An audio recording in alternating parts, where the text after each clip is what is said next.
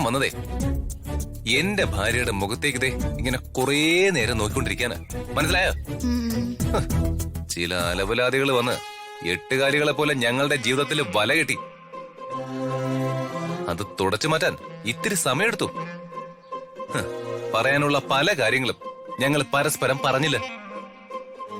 അതുകൊണ്ട് ഇപ്പോഴേ പരസ്പരം മിണ്ടിയും പറഞ്ഞിരിക്കാനാ ഞാൻ ഇങ്ങോട്ട് വന്ന്. വേറൊന്നുമല്ല, പ്രണയകാര്യം തന്നെ. അല്ല, നിങ്ങള് പ്രണയോ സ്നേഹോ എന്ത് വേണേലും ചെയ്തോ. അതിന് ഞാനെന്താ വേണം അതിന്? ഒരേ മുന്നറിയിപ്പ് തന്ന നിങ്ങൾക്കേ ഈ വീട്ടിലെ എല്ലാവരുടെ ബെഡ്റൂമിലേക്ക് ഒളിച്ചു നോക്കുന്നതാണല്ലോ പ്രധാന പണി. രാജു, ബാക്കി കൂടി കേക്ക്. ഈ കാക്ക കരണ്ട് കമ്പിയിൽ കരിഞ്ഞിരിക്കുന്ന കണ്ടിട്ടുണ്ടോ? കണ്ടിട്ടുണ്ട്. അതുപോലെ എന്റെ ബെഡ്റൂമിൽ ചുറ്റും എങ്ങാനും ഒളിഞ്ഞു നോക്കാൻ വന്ന കറണ്ടടിച്ച കാക്ക പോലെ ആവും അളിയന്റെ അമ്മ. വന്യമൃഗങ്ങളെ തുരത്താനേ ഫോറസ്റ്റുകാര് ചെയ്യുന്ന പണി ഞാനും ചെയ്തിട്ടുണ്ട്. കറണ്ട് അല്ല, എല്ലാ പ്രശ്നങ്ങളും തീർന്ന് അവര് കുടുംബജീവിതം തുടങ്ങിയിട്ടുണ്ടെങ്കിൽ അത് ചില കുഴപ്പങ്ങളുണ്ടല്ലോ അംബികെ. അവരുടെ കുടുംബജീവിതം തകർക്കാൻ ഞാൻ പഠിച്ച പണി 18 പയറ്റിയതാ. പക്ഷേ പറ്റുന്നില്ല പുഷ്പകലെ. പക്ഷെ ഒന്ന് അകറ്റി നിർത്തിയില്ലെങ്കിൽ വലിയ ആപത്താണ് വരാൻ പോകുന്ന അംബികെ. മനസ്സിലായില്ല. ഇതൊക്കെ മനസ്സിലാക്കിയില്ലെങ്കിൽ പിന്നെ അംബിക എന്തോന്ന് ബുദ്ധിമതി. വലിയ തന്ത്രശാലിയാണെന്നാ പറയുന്നത്. യാതൊരു കോമൺ സെൻസും ഇല്ല. എന്നെ താഴ്ത്തിക്കെട്ടാനൊന്നും നോക്കണ്ട, അത് വിട്. പുഷ്കലയ്ക്ക് തോന്നിയത് എന്താന്ന് വെച്ചാ അത് പറയേ. എന്റെ അംബികെ, ഞാൻ താഴ്ത്തിക്കെട്ടാനൊന്നും നോക്കിയതല്ല. സാധാരണ ബുദ്ധിക്ക് ഒന്ന് ആലോചിച്ചു നോക്കാൻ മാത്രമാ പറഞ്ഞത്.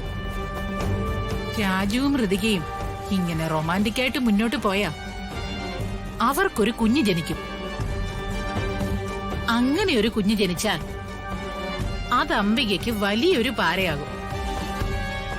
എനിക്ക് മനസ്സിലാകുന്നില്ല, പുഷ്കല എന്താ പറയുന്നേ? എന്റെ അംബികെ, ഋതികയ്ക്ക് ഒരു കുഞ്ഞ് ജനിച്ചാൽ പ്രതാപവർമ്മ സാറിന്റെ മനസ്സ് മാറാൻ വേറെ വല്ലതും വേണോ? അങ്ങേർക്കൊരു പേരക്കുട്ടി ജനിക്കുകയല്ലേ, മൂപ്പരപ്പൂപ്പനാവുകയല്ലേ. മകൾക്കൊരു കുട്ടി ജനിച്ചാൽ ഒരപ്പൂപ്പനുണ്ടാകുന്ന വാത്സല്യം പറഞ്ഞറിയിക്കാൻ പാടാ.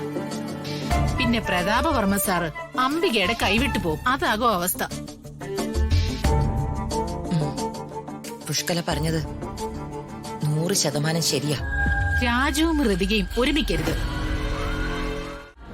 മുമ്പ് പാർട്ടി സെക്രട്ടറി ആയിരുന്ന ഒരു വലിയ നേതാവായിരുന്നല്ലോ അനന്തപിള്ള. നിങ്ങളെ പോലുള്ള ഒരാൾക്ക് ഇനി ആ കസേരയിൽ എന്റെ സ്ഥാനത്ത് ഇരിക്കണമെന്നൊരാഗ്രഹം തോന്നിയാൽ അത് സാധിച്ചു തരേണ്ടത് എന്റെയും ഒരു കടമയല്ലേ? അതിനുവേണ്ടി അനന്തപിള്ള ചെറിയ തുകയൊന്നുമല്ല സെക്രട്ടറി മുടക്കുന്നത്. എനിക്ക് പാർട്ടിയുടെ സംസ്ഥാന സെക്രട്ടറി ആകണമെങ്കിൽ നിങ്ങൾ ഒഴിഞ്ഞു തന്നാൽ മാത്രം പോരല്ലോ, 14 ജില്ലകളുടെയും അനുവാദം വേണ്ടേ? ഇവനൊക്കെ ഞാൻ വായ്ക്കരി ഇടണ്ടേ? അതിന് ചെറിയ വായ്ക്കരി വല്ലത് ഇട്ടാ മതിയോ? അതാണ് ഞാൻ മുമ്പേ പറഞ്ഞത്, കോടികൾ എറിഞ്ഞുള്ള ഒരു ഗെയിമാണിതെന്ന്.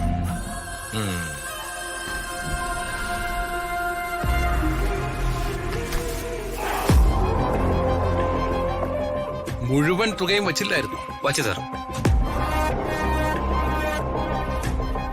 സെക്രട്ടറി പറഞ്ഞ മുഴുവൻ തുകയുമുണ്ട്. ഇനി എന്നെ സെക്രട്ടറി എന്നൊന്നും വിളിക്കണ്ട. ഞാൻ രാജിക്കത്ത് കൊടുത്തു കഴിഞ്ഞു. ഇനി നിങ്ങളാ സെക്രട്ടറി. എന്നാൽ ഇത് ഐശ്വര്യപൂർവ്വം അങ്ങ് വാങ്ങിച്ചാട്ടെ.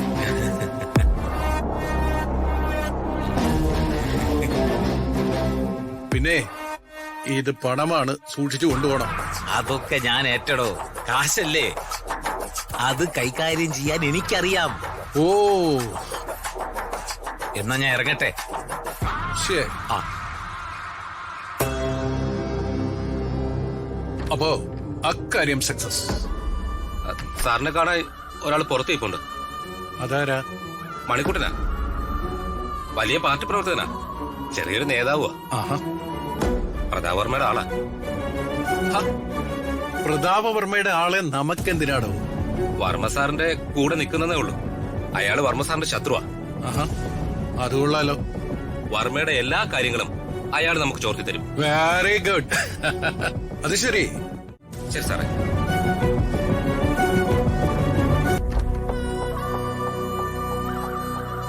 വാടോ. നമസ്കാരം സാർ.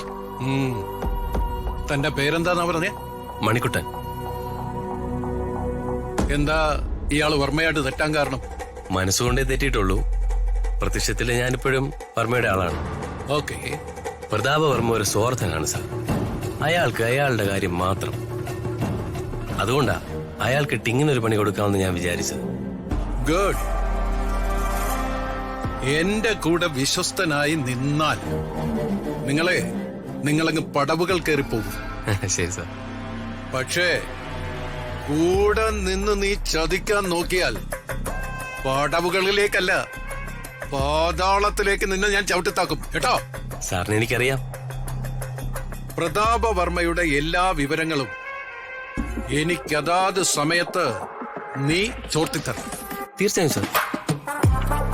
ഈ നിമിഷം മുതൽ ചെയ്തിരിക്കും.